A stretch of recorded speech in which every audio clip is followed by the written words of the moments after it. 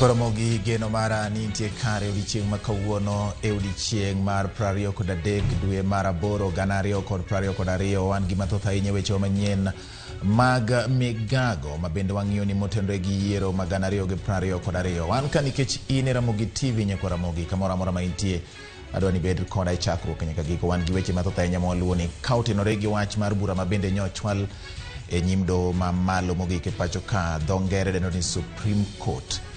Weche chakore nyako Ramogi kendo oganda mopogore opogore tero lemo moko dwaro ni mondo mi giyud ratiro margi kotenore gi wito loch manolandi kod Wafula Chebukati tarik 15 mar dweni. Moko bende tero lemo mondo mi giyud ratiro ni loch manoyudi no do mondo mi ong'ad ni en loch motenore gi chike mag piny Kenya. Magi to kod mamoko pod wamedo luwo ni kendo wagoni tarubin kuom gik matimore alwora mari gi gwenge mopogore opogore. Par ni bende gi sani ikruok dhi nyime ne chamo muma mar kawo apisi ne governors manyicha noyier e counties mopogore opogore piny Kenya. Bed koda chakruok nyaka giko mokwongo weche manyien mawamiyo pek. Ng'at achiel owito ngimane ka joma moko 140 oyud kod midhusi mar athung'a mar anguro e alwora ma Nakuru. Bedo gi shida mar pi karibu sani koro dweche 3 kwa onge pi. To ma be yemane dona monego bed ni wan gi pi. Water project di kaka nokele mano yawe machieng' mare Raila obiro. Kinyine kan watuomo pi nono odiochienge modong' onge en gi mokti kata nyaka gi sechegi. Achiedh nade mar pi pod medo mienjo e county ma Homa Bay. Of the County Governor Committee for Kisii County is at an advanced stage in the programming for the swearing in of the governor-elect. Counties medo jiwo ikruok mar puodho governors kod jolupgi manyocha oyudo loch e yiero ma dwe mar 8 higani.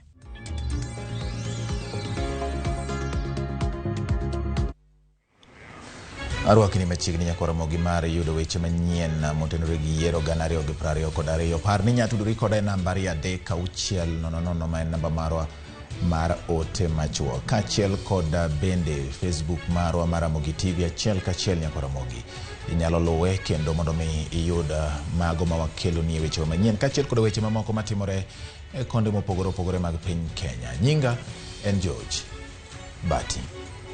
Migago mar thieth e kaunti ma Migori ojiwo oganda mondo meda luoko lwetgi kachiel kod rwako abuog rombe mondo konyo duoko chien tuoche ma ikelo kod lil ma idendo kaka sanitation related diseases. Director ma ochung' ne rito ngima oganda Kennedy Ombogo wacho ni logo lwedo kod rwako mask en mana yo mar geng'o tuo mar corona to bende okonyo e duoko chien tuoche ma ikelo kod lil. Ombogo omedo ni e kinde mane tuo mar corona nitiere malo e kaunti ma Migori mane ochuno oganda ni mondo olog kendo rwak mask seche te, tuoche ma ikelo kod lil ne odok chien e kaunti ma Migori. Kamano bende imedo jiwo oganda ma Migori mondo wuog oko kendo kaw chanjo mar tuo mar corona. Okelo thagruok, okelo dhier, nego ji. To nitie ber achiel ma ne wa realize ma science apani ni pod ni chien mondo realize ni tuoche mane chalo kaka nyaldiema gini diarrheal diseases nodok chien. Mano dok chien nikech throughout ji ne luoko lwetgi, sasa ji ne luoko lwetgi. Tuoche mane chalo upper respiratory infection diseases manogamo gi yamo gini magno odok chien nikech masks. Koro sane wakawo data kapod wane mag motende gi weche mag midhusi mar corona. En ni midhusi mar corona ne oko medore e kaunti ma Siaya e kinde campaigns mag yiero mag 2022 kata obedo ni josiasa ne bago rombe mathoth mag galamoro. Ma en kaluwore kod apisa mochung' ne weche mag chiwo chanjo e kaunti ma Siaya Joshua Ndiege mawacho ni ne giting'o malo chenro mar chiwo chanjo mar corona e dhot ka dhot, gino mane oduoko piny landruok mar midhusi mar corona. Owacho ni kokalo e chenrono ne giting'o malo kwan mag jogo moseyudo chanjo mar corona nyaka ji 260 ma en atamalo 44. Ondiego wacho ni kwan jogo moseyudo chanjo Siaya gin ji 600 ka ji 26 kende ema oseyudo chanjo manyongesa kata booster shot ma en atamalo 5 mar jogo moseyudo chanjo mar coronavirus. richo community mang'eny gi wach mar chanjo kendo wasesudo kabisa Siaya kanyocha pok ochopo kanyocha during the campaign kata kapok nyocha ochopo ndalo mar election nyocha watemo matek bwa tero outreaches watero chanjo ni ne communities mopogore kendo sub counties gite watero outreaches kwang'iyo the number mosechanj te mosechop kuom gi chanjo wawuoyo kuom ji 602 mago ji duto 602 jok moseyud gi chanjo oseyudo chanjo meaning ni kuom jogo around ji 380 gin joma oseyudo chanjo mokwongo first dose to ji 262 jogo moseyudo nyaka second dose miwaluongo ni fully vaccinated but jogo moseyudo booster e Siaya pod ok ni malo maber wan sechopo kuom ji 26,000 mamano kwang'iyo en ata malo 5 kende kuom jogo duto monego yud booster. Migawo mar thieth e kaunti ma Nakuru dhi nyime kod timo nonro ewi muoch mar midhusi mar athung'a mar anguro mong'ere kaka swine flu makoro oyangore ni osenego ng'ato achiel ka jomoko maromo 140 bedo osegamo tuono. Jotuo maromo 73 gin mine ka kwan chuo gin 67. Kwan jotuo maromo 8 nitiere ute mag thieth mopogore opogore. Ji 6 nitiere od thieth ma Kiptangwanyi ka ji 2 nitiere od thieth maduong' ma Nakuru. Jogo ma athung'ani onyoro ahinya gin nyithindo ma nitiere bwo higa achiel ka gin ji maromo 84 mano atamalo 61.4.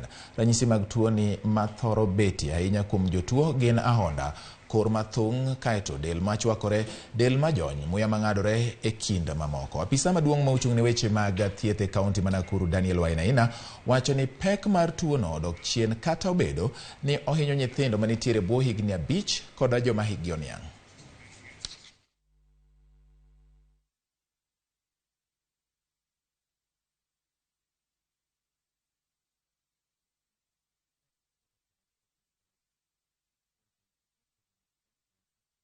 Ambao walikuwa wakikuja hospitali wakiwa na homa kali, homa ambayo ilikuwa inawafanya wawe na ugumu kupumua, kukohoa na kuumwa na kifua na kuwa na joto jingi mwilini. Tuliweza kuchukua samples za kupeleka katika maabara na baada ya siku chache tukapata matokeo ambayo yalionyesha baadhi ya watoto walikuwa na virusi vya H1N1 ambayo ni inajulikana kama homa ya nguruwe ama swine flu kwa kizungu. Kufikia leo tumekuwa na idadi ya watu 142 kufikia leo ambao wengi wao wamekuwa ni watoto wachanga chini ya miaka 5 na wengi zaidi chini ya mwaka mmoja. Kuzuia ugonjwa huu ni kuhakikisha kwamba tunahifadhi hali ya usafi wa mazingira, kuhakikisha kwamba ventilation katika makazi yetu imeweza kuimarika na lishe bora. Achiedh nade mar pi pod medo mienjo e kaunti ma Homa Bay ka koro chuno jodak mar kulo e nam. Penjo gi maduong' en ni to ang'o momiyo nok mar pi nitiere e kaunti ma Homa Bay ka gichiegni gi nam mar Lolwe. Bende kwayo margi en ni piny owacho ni mondo mi okonygi mar tieko achiedh nade makamano kaluwore ni pi ma igolo e nam achiel kachiel ok ler ahinya gi modho kaachiel kod tedo ma gitiyogo e kor gwenge gi utegi.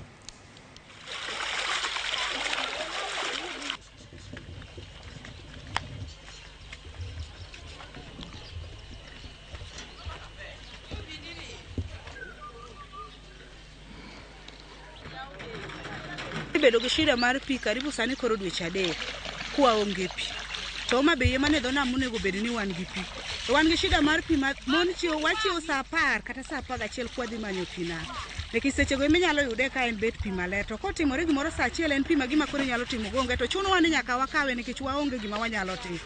Koro sirkal okonyowa kaka wanyalo yudo pi maler mwanyalo modho kata mwanyalo tiyo kata mar modho no sani onge, mar nam no chuno wan emwa kelo wa modho, ene mwatedo kode, ene mwaluoko kode, ene gimoro amora. Tugi tete maya malo ka koth ochwe biro nam ka gi gimoro amora bed gimoro amora mokonyo motho chupni ang'o to gi buya moro bire do nam ka miyo keto rao biro machiegni gi kama wadake.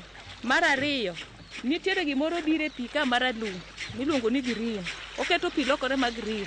Sasa mwabiro mwadonje pi ka to dendwa ilowa. Wagwonyore to kut madongo dongo. Wakwayo no ukonywa. Water project ni kaka nokele bano yawe machieng mane Raila obiro. Kinyne kan watuomo pi nono, odiochienge modong' onge en gimokti kata nyaka gi sechegi. Wane dho pi to kwanya yudo pi maler mwanyalo tiyo godo. Bi ka wane dho nam. Kama wane dho nam kani kama wakoso pi.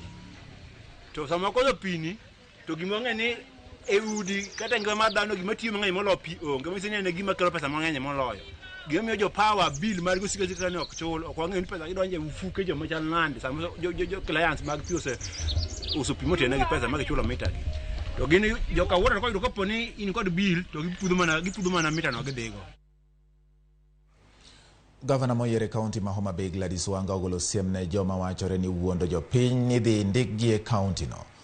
Okwayo jopiny mondo mi obed akicha ne joma dwaro kuomgi omenda ka gisingonegi tije mag kaunti. Wanga omedo ni Homa Bay County ni e kinde mar rwako telo manyien ka onge ndiko jotich matimore nyaka chenro no rum. Bende osiemo jotije kaunti no kod board mar kaunti mondo kik donjre weche mag ndiko ji e tok chik ka kowacho ni nyaka matim ka oluwore kod chike.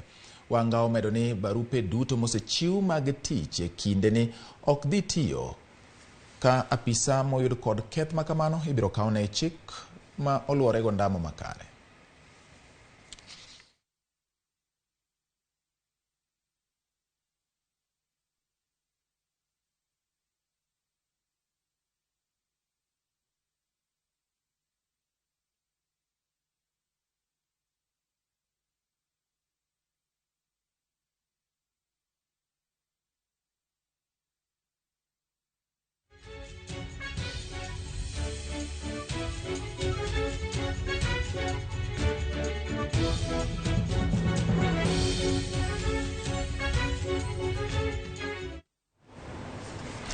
Kawadhi nyime nyakoro Ramogi korwa donje mago motenore gi weche mag chamo muma mag jotelo ma nyocha noyiero ma tarik 9 dwe mar 8. Ji moheo 10,000 igeno ni biro yuoro e nyasi mar chamo muma mar gavana mar ariyo e kaunti ma Kisii tich ang'wen mar jumani.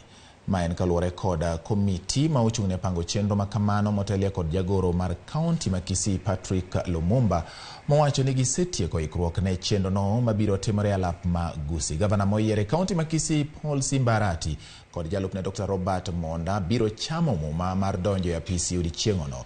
Koro ni nyakoro Ramogi wadwani mondo wawinjane kotenre gi weche madhi nyime e gwenge ma Kisii kocha kaka ne jotelo goloso kata kweth mar komiti ma ochung' ne ng'iyo kaka igamruok telo noloso e gwenge ma Kisii. Of the County Governor Committee for Kisii County is at an advanced stage in the programming for the swearing in of the governor-elect, His Excellency Paul Simba Arati, and Deputy Governor H.E. Dr. Robert Onsare Monda. Following the previous briefing, we hereby announce that the swearing-in ceremony shall be held on the 25th, the year of 2022, this Thursday, at Gusii Stadium. This is as a result of the Kenya Gazette notice as prescribed in law number 98/94 dated 17th August 2022. Koro Ramogi wan gi mathoth ahinya weche manyien ma otenore gi yiero gana 2022 par ni mago gin mana moko kuom weche madhi nyime e counties ma koro ikruok bende itimoe ne chamo muma mag governors manyien kod jolupgi. Thothgi timore odiochieng' mar tarik 25 dwe ni, mano odiochieng' mar tich ang'wen mar jumani. Kamoro mora ma intinya koro Ramogi kete Ramogi TV nikech magi gin chenro duto mabiro luwoni odiochieng' no kaachiel koda bende kaka okenge mag ikruok medo dhi nyime e counties mopogore opogore e pacho ka. Wan ka nikech inya koro Ramogi neno ka nitiere janeno marwa bende odiko ka kotende gi wach ma wawacho e nok mar pi Homa Bay. Wacho ni mamor gi Ramogi kaka konyo e yore mag weche mag pi. Kata mana wan Migori ka en mana pi bugni mag mola ma bende wamodho ma iluongo ni japuonj Jared Nyakie kawuok e gwenge mag Nyatike kocha. Wacho ni wach mar pi ni winjo ng'iye e yo ma malo ahinya. Opole Taso ma Transline Migori wacho ni kwe ahinya Ramogi TV wan owinjo makare kendo waneno makare ahinya odiochieng' ma kawuono kar saa 7 kama, kendo genowa en ni oganda omed mana bedo gi kwe kinde duto, kendo wamed nyisa achiel gi hera mar oganda. Akwara Ramogi wadhi ane yweyo, ka waduogo pod wan gi mathoth, kik ikete mabor mana e Ramogi TV ka.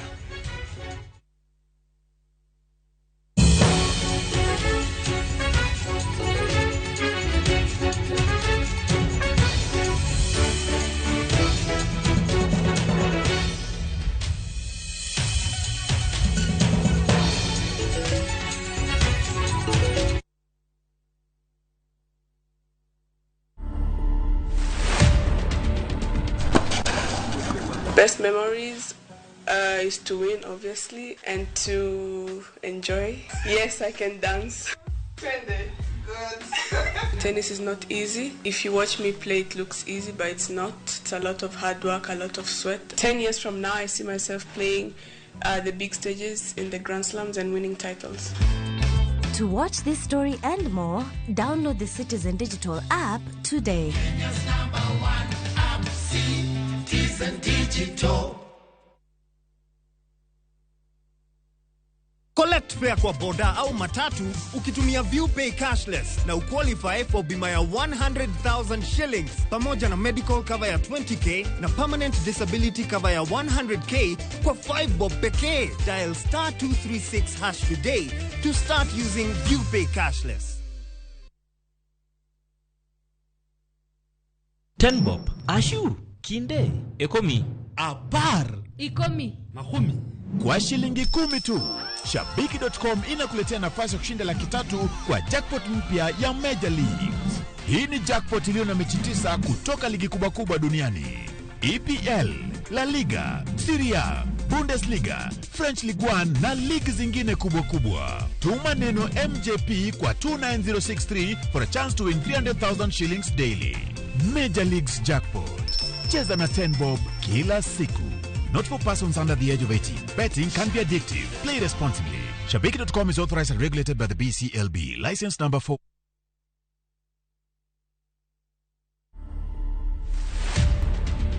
We didn't know that Eva was admiring him secretly. Sometimes I tend to believe that my love is itosha msichana moja. And naturally I was born a polygamous person. 3 of us, we are enough for him. Like, we are not going to allow him to bring another one. To watch this story and more, download the Citizen Digital app today. Kenya's #1 app, Citizen Digital.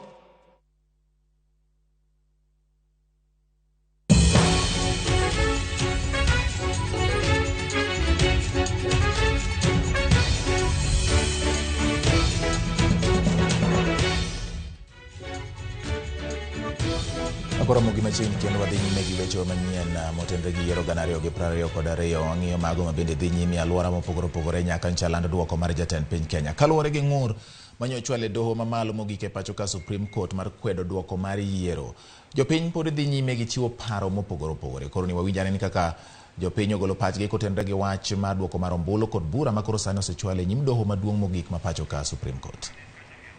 Kila wakati uhisi 2013 2017 sasa 2022 pia uhisi ya kura imezidi, na hiyo nchi haiwezi kuendelea na uhisi. Itaendelea namna gani na uhisi?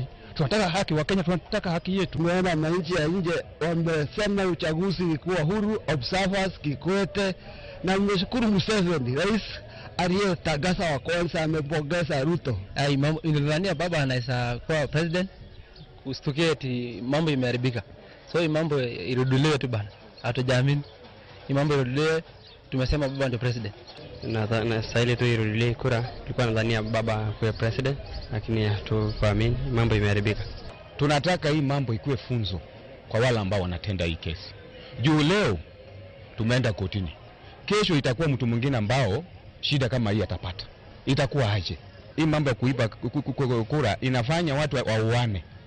Na hii mtu kama haya ambaye anatenda hiki tunatakana afaa achukuliwe hatua kali. Tulikuwa tumetulia juzi tukasema kwamba mambo imeisha, watu warudi kwa makazi yao. Sasa asala tufanye kazi zetu ya jua kali, maana tumeteseka sana na kwa sababu ya mambo ya siasa kila wakati. Kwa hivyo haingefaa kwa sababu mambo ilikuwa imekusha. Angeacha tu mambo ikushe hivyo vile ilikuwa imeisha. Kesi zile ambazo ziko kotini tunasikia ni kama 8. Lakini kuna moja imepelekwa na Moses Kuria ambaye anasema ile farakano ilitokea Bomas ililetwa na Raila Odinga. Sasa mimi nauliza hivi, mtu hakuwa kwa Bomas ataweza lete fujo? Na tena niuliza ya pili, kwa nini hakuenda saa hiyo wakati huo kwa sababu ilifanyika kitambo? Sasa kwa nini anapeleka jana? Ndio anasema anapeleka kesi ya kuzuia mwingine kesi yake isisikizwe. Tulikuwa tunatarajia Chebukati sana atatendea haki kulingana na Wakenya kama sisi wa Kenya. Na hapa Kenya ishapatikana kuwa haki hakuna. Chenye ilitushangaza sana kama watu wa Kisumu ni inakuwaje ya kwamba hapa Kisumu governor anaweza kupata kura mingi kushinda president. Wacha tusubiri tupate haki na natumai kabisa haki itapatikana. Yenye judiciary itapitisha well and good. Kama ni rerun, kama ni nini, well and good. But Kenyans mature up. Tuache hivi vitu ya vita, unapiga jirani yako no jirani yako maybe kesho ndiye atakusaidia. Mimi niko na imani ya kwamba watu wa Azimio wataibuka na ushindi. I expect justice to be done for Raila because uchaguzi zilifanywa vizuri, lakini kwa results hapo ileta tashwishi kidogo, na hapo ndio inafaa irekebishwe na court isikubali kuchukua hongo kutoka kwa wanasiasa to rule in favor of them. Watu wa Siaya tuko na amani kabisa kwamba tunaenda kushinda hiyo uchaguzi mpaka Raila Amolo Odinga ikiwe the 5th president of Kenya. Wanaazimio walifanya kitu mzuri kupeleka hiyo kesi kotini. Kulingana na mimi tukiangalia zile evidence ambayo tulipeleka kotini, tuko na hakika ya kwamba koti itaamua na uamuzi wake itakuwa wataangalia sana hiyo mambo ya Azimio na Raila Amolo Odinga atakuwa kiongozi na atakuwa the 5th president. Sasa ningependa kuambia wana Kenya kwanza wawe ready. Wakuwe ready kwa ile uamuzi ambao koti itatoa. Hii Raila alishinda. Kidio ndio kitu kinaweza sema kwa maisha yangu. So kitu kenye naona watangazwe tu Raila alishinda than kurudia kwa kupiga kura tena. Tich Ang'wen mar jumani en odiechieng' ma thoth counties ma pacho ka sidho governors magi manyien kod jalupgi e telo. Ikruok ma kamano timore kaunti ma Kisumu kama wachore ni jokanyo ma ochung'ne nyasi ni e twak. E kinde ni nyakwa Ramogi odani watudre kod jafwambo marwa ma Kisumu Millicent Adhiambo ma bende ogwelnwa mago ma jopiny nigodo ahinya kotende gi geno margi motelo ne nyasi mar chamo muma mar bedo e apisi gavana kanyakla kod jalupne bang' kanchane giyombo yiero ma tarik 9 dwe mar 8. Millicent, amosi ni misawa kenda geno ni Kisumu dhi makare nyaka gi sani geno oganda ni godo mopogore telo manyien ma gigeno ne chamo muma tarik 25 mano Tich Ang'wen mar juma. Nyaka gi sani dinyiswa ni ikruok mar chenro ni ochopo kanye to jopiny to nigi geno mare kuom jotelo mancha gi yiero e kom mar gavana kod jalupne.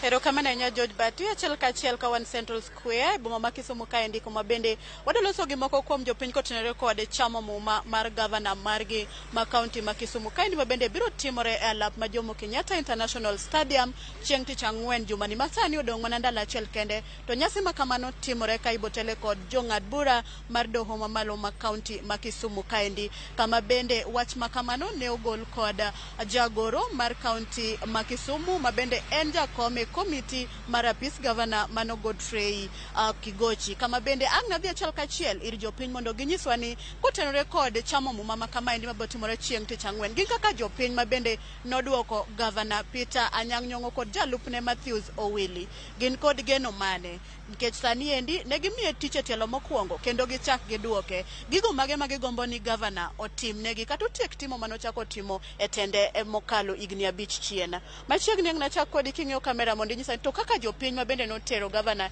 e tielo mokwongo kendo chak unuoe e tielo mar ariyo geno mane ma un godo ochamo muma chieng' Tich Ang'wen mondo mi ochak tich ayanga kendo e tielo machielo mar mondo mi odhi mbele kod dongruoge kata mise manoketo mbele ne jodak ma Kisumu machiegni. Erokamano an iluonga Alphonse Odhiambo aja tich ma Kisumu ka Gavana marwa men Peter Nyong'o waduoke kendo kan kode gi geno ni gigo duto waneno kosechako timo waneno kama ogike. Japiny moro amora ma Kisumu ka ong'eyo kama gavana otiyo gike kod ka gik moko duto mapok otimore nade mapok oloso. Koro nwakwaye round mar ariyo mwachak wamiye ni ong'eyo kata en kama nyok odhiye maber gi jopiny. Nwakwaye ni kuondego ni ng'i kabisa kendo ng'i kwa makini mondo koro jopiny kuonde manyo ywake sana medo wacho na sewuyo mbele kachawali. Yore mane kor gweng masinani piny kucho wang'eyo ni en to ko onego beno luogo nitiere jok monego luogi machalo kaka MCA magwa. Kadipo ni pesa bani go ntie no bedo allocated na MCA magwa mamnyalo luwe ko jalomne kaka sende ng'i kaka ni pesa gi migolo ka mondo dhi los yore ma oko mamedo kwa ywake mondo ng'i ni ere kaka iloso gi jok mage maloso gi kata contractors mage maloso yore gi nikech adieri yore gi ka jatelo moko mane luongo ni Ranguma noyaro yore gi mokwongo ka ji nokong'eyo kata ni yore nitie kuondego ma ji nosedhi mano gede yore go. To koro gi sani yore go nosebed mag gidong ni gin yore adieri ma Nyasaye yore go sani richo masinani kujo ji winjo matek mine ok nyal chopo kata mana hospital mane yach ng'ata matuo mondo gige ndara ok nyal koro an mano kwani tielo mar ariyo ni town ka ndito odhiye maber to pile wacho ni charity begins at home otemo ka dipa oluongo ni Kisumu dala otemo koro wan wakwen tielo mar ariyo ni goe wang'i bende oko mar county ni jopiny nyalo mor kodi mana kaka jo town dala kandi bende mor kodi. An mane kwayo na kabisa ni mondo ong'iye kanyero pesa mabedo allocated ne jogo otem fuate to bende gigo tiyo kaka edwaro da bed mamora ahinya kotimo kamano. Ero kamano ahinya machiegni inikruok mane ma in go kotene kod chama mar gavana kod tende mo odhi telo nu kaka jodak ma Kisumu e telo mar ariyo. Ero kamano an nyinge luongo no Chang Komanda. An kaka ang'eyo ni Nyong'o osetiyo e town kama ber lakini nwakwayo ni mondo extend tich mondo owuog oko kuonde maricho mondo losi. Mano e gima wanyalo wacho ne gavana kendo wayie kode tich ne tek ahinya diere campaign ne ni penjo mang'eny koro wakwayo ni penjowa mang'eny mar tich ma oko sidi tich olil mondo los oko mondo obed maler nderni te mondo obed maler tich botire maber. Ero kamano ahinya machiegni mana mapiyo an Jojo Gologalo Korando community chairman. Amor gi tij Nyong'o e town ka to mana kaka yawo osewacho nitie ring road mar Migingo road en kama osebedo ka chandonwa nyithindo ok nyal dhi skul nikech footbridge nomukore. Asebedo ka dhi ofis Nyong'o wasewuoyo tang'e ni tielo mar ariyo ni odhi paro mana Sono Gendo road ring road ma Migingo road gi nderni wa maricho. Gavana duoko nero kamano kaluwore gi tich mutiyo mang'e ni kwaduoke to kun modong' odhi timo maber ma wan gi geno kode emomiyo nyochwa miye kura. Ero kamano ahinya ng'amogik kaka rawera inyalo wacho ang'o tich ang'wen gavana maru manyocha duoko chamo muma be uikoru gi chamo muma mare mondo mi ochako telnu telo mar ariyo to gin geno mane ma un godo kokalo kuom tende no? Okay, adwoko erokamano ne radio ne TV Ramogi kuom lemo odiochieng' ma kawuono ni. Mokwongo an agone ma Nyasaye erokamano. Ang'e ni jatelo Nyasaye ma yiero. Kochopo ni koro jatelo dhi chamo muma, gavana e president mar county. To county ka oting'o gik mang'eny. Anyalo kwayo mana gavana ni ero oseloso dier town to Kisumu to duong'. Ndie kuonde moko ma pod ji ywake. Agombo ni mondo owang'e onene malach kik one mana dier town kende. Mar ariyo an kaka jariemb pikipiki ma town ka akwayo gavana ni mondo ong'iwa gi wang' mamuolo. Tam mokalo cha nong'iwa gi wang' makwiny ma jomoko nok mor kode lakini kaluwore gi sera mage momiyo kendo waduoke telo kaachiel gi askeche mondiko bong'iye kaka treat jo resident ba Kisumu. Kamano nyasi mar rwako gavana wadhi betie kaachiel. Erokamano. Erokamano ahinya. Mano kamano bati kaka isewinjo no endi jo oganda ma Kisumu oikore ne chamo muma mar gavana margi manyocha giduoko e tielo machielo mondo telnegi. Gino ma gikwayo en ni gavana e tielo ne mokwongo ne oloso county ma Kisumu oloso chuny boma to gisani gikwayo mondo mi oyar bade oko e rural kata kuonde miluongo ni kuonde ma ji odake gi oko mondo mi onyal loso mondo mo oganda duto jogo modak e town kod jogo modak gi oko onyal yudo kata yudo berne mag dongruok ne maromre. Ka kamano gi thuolo ni endi aduoko ni kapod magi weche mabende wadhi luwo ka ang' warom kodgi ka gin gi aput moro matin mabende gidwaro tuake kotenore kod ikruok mag nikech odong' mandala achiel to gidhi e nyasi ni eri mamoko ang' ne wakel ka ang' ochopo e sechewa mag keyo weche manyien mag ang'ich welo kod oimore. Batian kuom mige seche ni mondo idhi nyime mondo wan be waringa wanyal yudo twakno kapok obayowa. Erokamano ahinya. Erokamano ahinya Millicent kuom medo keto iti e lo mar fwambonwa matimore e gwenge ma Kisumu. Ahinya kawuono ni ma wachako ng'iyo kotenore gi wach ikruok ne chamo muma mar apisi. Jotelo manyicha noyiere kom mar gavana kata jatelo manyicha oyiere kom mar gavana kod jalupne e kaunti ma Kisumu. Erokamano ahinya hawi thuolo Millicent mondo imed fwambo mathoth ang' watudre kodi kendo bang'e ka imiyo alere weche madhi nyime e kaunti ma Kisumu kod alwora mare. Nyakoro mogi wadhi nyime kod weche manyien kama ng'ur mopogore opogore kotenore kod duoko mar ombulu mar jatend piny Kenya nyochwale doho mamalo mogik e pacho ka Supreme Court kaka yo mar manyo ratiro bang' jakom mar duol mar IEBC Wafula Chebukati ne lando William Ruto kaka jaloch e yiero ma tarik 9 dwe mar 8. Chike ma pacho ka oketo kenge mag winjo bura e doho mani kod jo albuche 7 nyaka ng'ad bura no kotenore kod ng'ur mochwalnegi. E ndalo 7 bang' lando jaloch e ombulu mar jatend piny Kenya, chiko chiwo thuolo ne ng'ata mani kod ng'ur mondo mi ochwal ng'ur ne do. Bang' chwalo ng'ur, jal momako bura ndiko ne jok ma odonjnegi koyango negi ni otero gi e do ma timore ma ok okalo seche 24. E ndalo 4 bang' yudo andika manyiso ni odonjne e do, jal modonjne chiwo duoko manyiso ni oseyudo wach ni odonjne kendo ochwal andika ne do e ndalo 1 kokwedo ng'ur ma omiyo tere do. Jal ma odonjne kwedo bura ma odonjne godo. Jogo bende manitiere bura chwalo kwayo ne do ka ok okalo seche 24 mondo migi kinde mar timo ikruok motelo ne chakruok mar bura.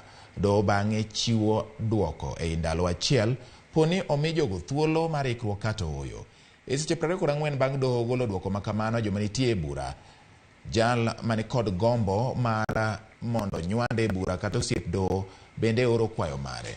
E ndalo 8 bang' chwalo ng'ur, bura chakore ayanga e doho ka doho ni kod thuolo mar ndalo 14 mar winjo nono kendo ng'ado bura kotenore koda bura motenore gi ombulu mar jatend piny ma ochwele nyimgi.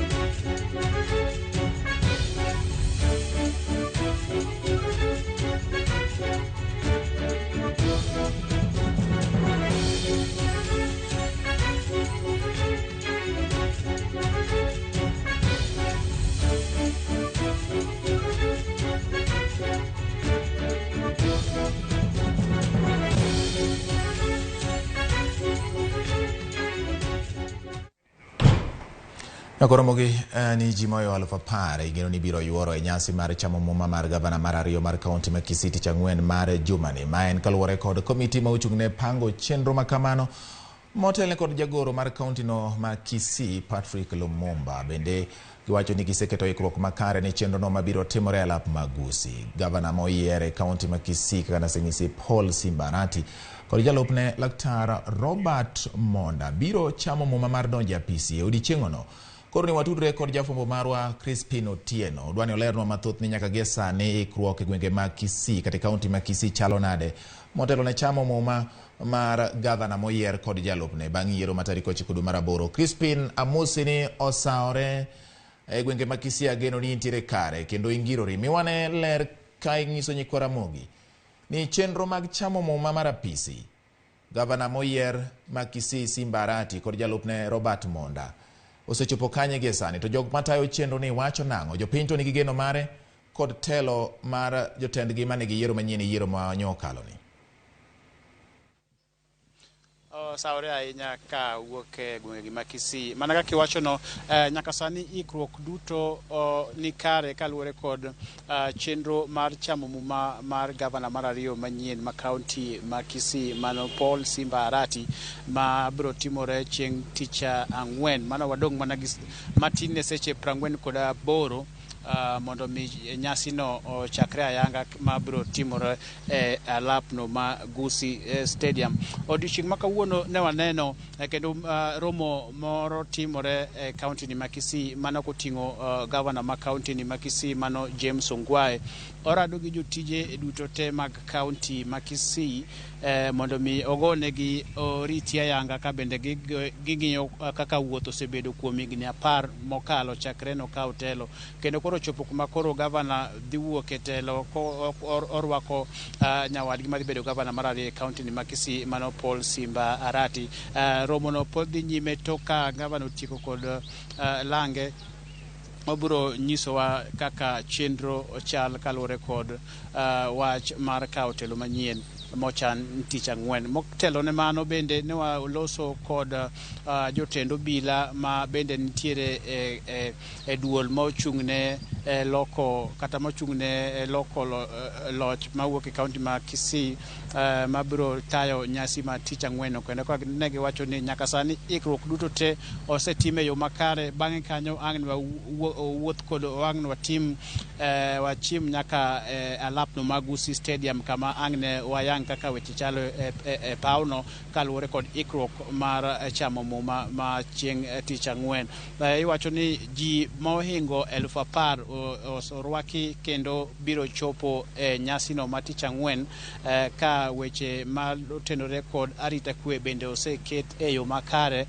Ang' ne wawinj jotend obila kaka loso kaluwore kod wach no. Jopiny bende wasebedo kwa loso godo ka gilero ni wach mar kawo loch manyien kawuok e sirikand gavana Ongwae, kendo ka Simba Arati kawo kaka gavana mar ariyo e kaunti ma Kisii. Jopiny osebedo kod geno ahinya kaluwore kod kaka ne Simba Arati osebedo ka chiwo negi singo kokawo telo, weche malure kod thieth, weche mag ndara kaachiel kod weche mag pur e kaunti ni ma Kisii. Omiyo jopiny bende onyiso geno margi ni kaka nosingnegi gigeno ni Simba Arati biro timo kamano, kendo gikwayo ni mondo mi weche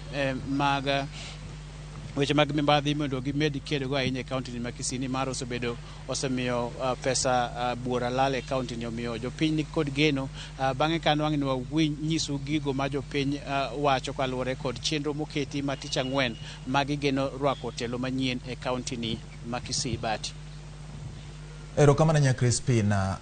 Geno ni podi medo ng'iono atuta ahinya nyaka chopo odiechieng' ma jotelo gi biro chamo muma mar donjo ayanga apisi kendo chako tiyo ne jopiny bang' yiero manyicha jopiny oyiero gi godo, yiero ma tarik 9 dwe mar 8. Med ketonwa iti kendo wang'i e gwenge ma Kisii mar kolo kendo nono mathoth ahinya kotenore gi ikruok madhi nyime ne nyasi mar chamo muma no. Crispin, erokamano ahinya. Wamedo dhi nyime nyaka Ramogi. Amedo mana nyisi ni e kinde mag kisera mar ombulu josiasa ne oro kwayo margi, koro sani ne osemi moko kuomgi thuolo mar bedo e telo. Jopiny koro chako nono ni to bende gik mane gisingo e gik ma gidhi timo. Mano en koro japiny ema ni kod kalam mar nono ne jatelo mane okwayo ombulu. Sikunde mibiro ti godo e yiero ma tarik 29 mar dwe ni e counties manokotime yiero ok bilor, mak mana ni jopuonjre ma ok odakie skul biro bet pacho kuom thuolo mar ndalo achiel mibiro time yiero kende, ma oyangi kod jatend Migago mochung' ne weche mag somo e pacho ka Ngire George Magoha e kinde manorango klese mag CBC e kaunti ma Nairobi kod Kiambu. Magoha okoni kuonde mag ombulu kata kweno mag ombulu ibiro tim e kuonde somo mag mbalariany mondo mi jopuonjre mag sikunde go thuolo mar dok e kuondegi mag somo. We have agreed, having consulted Mr. Chebukati and Mr. Hussein Marjan, that as far as the polling centers are concerned, we are happy to allow them to use our facilities in both primary and secondary schools. But we have also agreed that the tallying centers, which may require more than one day, we have agreed mutually that they should be taken to tertiary institutions and a press release will be coming shortly to say so. In terms of our children, because we don't want them to miss any more time, we have also agreed as a government that the boarding schools shall not be closed, they will not be interfered with. Those that are polling centers, the children will remain in their boarding houses, in the fields and the libraries. As far as day schools are concerned, we think one day is not bad enough. The children can stay at home on Monday the 29th and report back to school on Tuesday the 30th. For those mixed schools, I'm told that there are a few schools which are both boarding and day. The same will apply. The day scholars should remain at home for that Monday to report the following day. The boarding scholars should remain in school and remain away from the polling areas. Wadhi nyaka e gwenge mag Isiolo kama johala e chiro ma Isiolo oyudo lal maduong' tok mwandu ma nengogi nyalo chopo milionde wang'e masira mar mach manomuoch e otieno kendo wang'o kuondegi mag ohala mathoth kapok okere nyaka kar dak matumtum moweyo familia 20 maonge gi kar jot. Kaluwore kod Ben Mugambi ma en achiel kuom johala mani kod stalls kata kuonde uso 7 e chirono duto ma bende ne owang'e masirano, wacho ni majno nochakore kar saa 6 mar otieno kendo ne oduog nyaka sani pok oyanga gima nochako majno, kendo joneg mach mag kaunti ne ok ochopo nego mach. Kata obedo ni johalago ne dwaro kony mapiyo. Jatend gweng' ma Tumtum Abdi Mumin owacho ni mano ok en mokwongo ma chiro ma Isiolo osewang' makamana, ni mano ema okwongo mane mach okere nyaka e kar dak ma Tumtum kama yuto ji ni piny kendo weyo familia mathoth maonge kod udi. Okwayo tend kaunti ma Isiolo, Kenya Red Cross kod jochiw kony mondo mi owuog oko mapiyo mar konyo jogo ma utgi ne owang'. Hapa kuna watu wengi sana wameathirika. Hii area inakuwa area ya biashara. Kutoka huko juu, saidi ya juu huko kuna watu wa serious, kuna watu wa maduka, wholesalers. Nimeathirika sana. Nyumba amechomeka. Niko na gurubu nyumba 7 hapa. Block 7 ilikuwa hapa. Mimi ni watu wa Tumtum. Kwa hivyo ni mseberi ya soko hii mimi. Mimi naitwa Mzee Abdi Mumin. Kwa hivyo sisi tumeongoa watoto yangu leo 12, hakuna mahali ya kukaa, hakuna mahali ya kwenda. Janga kama hii si mara ya kwanza kutokea hapa. Ukiangalia hapa soko China imechomeka kama mara 2. Hii ni mara nyingine ya pili sasa kwa hii round nyingine. Hao watu wataishi kurudi nyuma mpaka siku gani? Maisha yao hayawezi kuwa mazuri mpaka serikali isimamie maneno. Wakati janga kama hili lilipatikana, hapa hatuna firefighters, hatuna vile tungeweza kujisaidia kwa sababu tulijaribu kupiga simu lakini hakuna mtu alikuja kutusaidia. Hiyo gari ambayo imekuja ni gari kidogo sana, haingeweza kustahimili hii moto ambayo iliweza kutokea hapa. Serikali ituangalie pande ya sokoni kwa hapa Mathare na kwingineko pia, kwa sababu kama gari hii ingekuwa hapa ama wakati mwingine hata mahali pa mtu wachomeke, tunaweza saidiwa na hiyo gari ili kusima moto kuokoa kitu hata kidogo. Kamachielo ne riwruok mar josiasa mamine ma idendo ni Women Political Leaders owuok oko ka kwayo piny owacho manyien mondo bi odewie wang' josiasa mamine lemo mag piny owacho mamalo, mago mag counties ma pacho ka, jombetre kaachiel koda tije mamoko mag piny owacho kaka achiel kuom yore mag jiwo tend mine mathurka. Ramogi koro ni endi wadani wawinjane kaka ne giwuoyo motelo kama jafumbo marwa Lydia Okeyo osebedo kaluwo wachno mar romo mag jotelo mamine e alap mar siasa.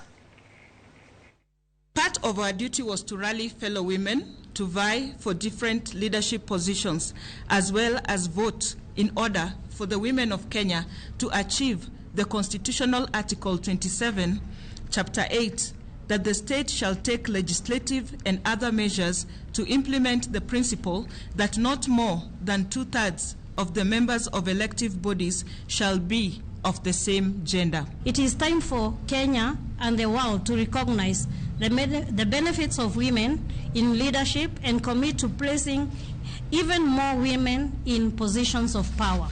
The press release by women political leaders on the general elections held on 9th of August 2022 congratulations to the two leading contenders.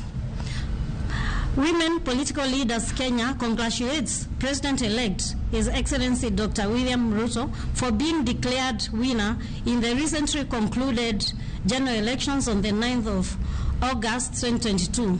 We as women political leaders applaud the President-elect for striking a reconciliatory tone in his acceptance remarks. We equally commend the Right Honorable Prime Minister Raila Odinga for statesmanly response to the outcome, which was unexpected and painful as it may be. Our country has been saved from imminent turmoil by his and Azimio decision to contest the outcome in court. Ramogi wadhi nyime kendo wamedo luwo matimore gwenge mopogore opogore e sechegi ka bende wadani wang'adi nyaka e gwenge mag Embu kocha mondo wang'eni to weche chalo nade kotenore gi weche mag arita kwe e gwenge makono. Ka wadhi nyime wayudo ni jomaundu okwalo mwandu manengo gi diromo siling 105 e od jang'ad buche maduong' e doho ma Embu miluongo ni Henry Nyakwemba. Maendi en kaluwore kod wach mowuok kuom jang'ad burano ma bende wacho ni jokuogigo nokunyo bugo e kor chiel mar dalane kama bang'e negi turo dhot machien mar jikon kendo kwalo mwandugo moting'o kaka fridge, TV, dispenser mar kweyo pi mimodho kod ufa bende. Nyakwemba wacho ni timbe mag maundu osemedore kar dak ma Kaunda kama jotije mathoth mag piny owacho dakie nyaka ni chung chenro mar kazi mtaani. Koyango wachno OCPD ma Embu West Julius Chumbule owacho ni obila osechako timo nonro e wi wachno. She paid the man, everything was normal. But coming back on Sunday morning at 6 a.m., she found the house broken into. She's actually the one who called me to inform me that the house has been broken into. I called the police. And I came later in the day, yesterday, at around 3 p.m. I confirmed indeed the house was broken into and household items stolen, like a fridge and a TV. Jopuro chele mamwe irrigation scheme wacho ni yao mathiba biro medo nyadiriyo pur maro chele gwenge makono. Kagiloso Mwea irrigation scheme kotelngi kod jakoma mar riwruok mar jogo matiyo gi pi e pur Morris Mutugi giwacho ni yaono biro konyo jopur e yudo pi e kinde mag oro kendo gibiro pidho chele nyadiriyo e higa. Wach makama osir kod jakeno margi Patrick Muthie ma bende wacho ni jopur ok bibedo gi nok mar pi. Kaluwore kod Daniel Nzozo ma ochung'ne weche mag tudruok kaka duola ma ochung'ne keyo pi e puothe, yaono ni kod pi cubic mita maromo milion 15.6 kendo chenro mar keto pi e yao kanyo nochakore dwe mar 5 higa mokadho e project momuonyo omenda maromo siling bilion 8.2 mar piny owacho mamalo.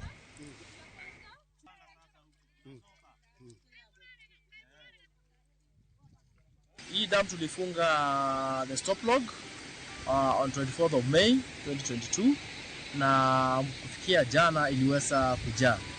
Pia hii maji tumekuwa tukitumia kutoka 24th of May tulianza kuweka maji na tumeitumia kwa ukulima wa mchele Mwea, na sasa hizi matumizi ya maji imepungua huko kwa scheme na tumepunguza maji ndipo ikaweza kujaa. Tuna furaha kwa sababu hiyo damu sasa kumaanisha ikijaa maji vile imejaa hatutakuwa na shida ya maji, kwa sababu tunalima na kuwa na shida mingi sana. Tuna shida mingi sana hata kwa hiyo maji kwa sababu ni kidogo na mshele mingi kwa sababu hasa pande ya Karaba. Lakini wakati huu najua Karaba mavuno itakuwa mingi na taongeza mavuno kwa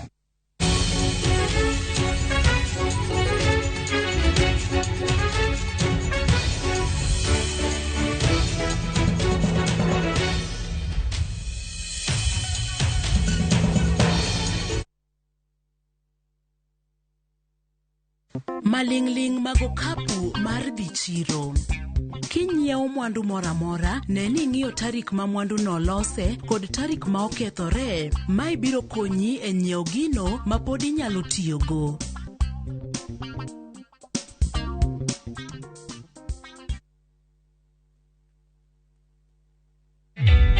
Introducing a new way to earn cash every time you buy airtime. Simply dial *487*2#. Buy airtime, pay for electricity or water bills for you or someone else, and get paid papo hapo. Usinunue airtime na tokens bure bure tu. Earn instantly with *487*2#. Dial *487*2# now.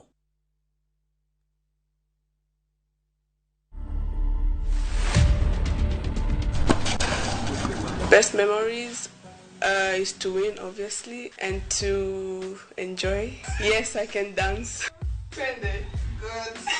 Tennis is not easy. If you watch me play, it looks easy, but it's not. It's a lot of hard work, a lot of sweat. 10 years from now, I see myself playing the big stages in the Grand Slams and winning titles.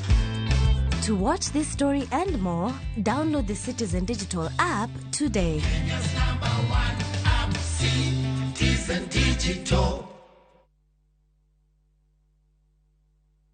Shabiki Jackpot Mbao wiki hii. Cheza mechi hizi ili ushinde 21,93,270 shillings. Shabiki Jackpot Mbao, the easiest jackpot in Kenya. Strictly not for persons under the age of 18. Betting can be addictive. Play responsibly. Shabiki.com is authorized and regulated by the BCLB. License number 416. Shabiki.com.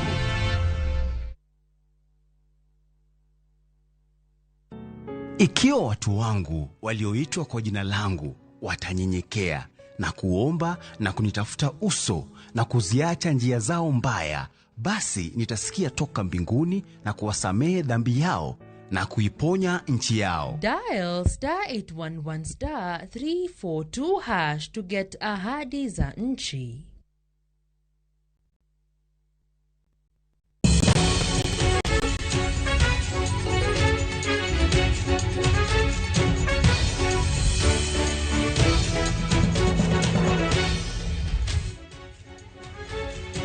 Machiegni kendo nyakora Ramogi koro wadonje weche mag tuke. Kocha manyien mar klab mar Manchester United Ten Hag oyudo loch mare mokwongo e klab no bang' gonde ariyo mag Jordan Sancho kod Marcus Rashford.